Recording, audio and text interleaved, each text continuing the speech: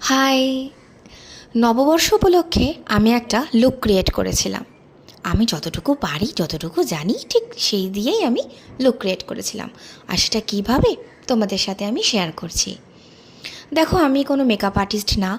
আমি কার পরে কী দিতে হয় প্রপার আমি জানিও না। আমি যতটুকু জানি, ঠিক যতটুকু দেখে দেখে শিখেছি, আমি সেইগুলোই করেছি। আর সেটাই আমি তোমাদের সঙ্গে শেয়ার করছি।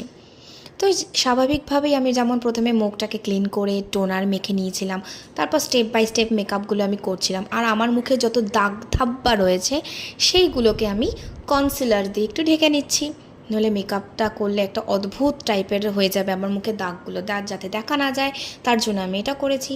আর তারপর আইব্রো ঠিক করলাম, চোখটাকে ঠিক করলাম, আর একটুখানি স্মোকি আইস তলার দিকে আমি করার চেষ্টা করেছি।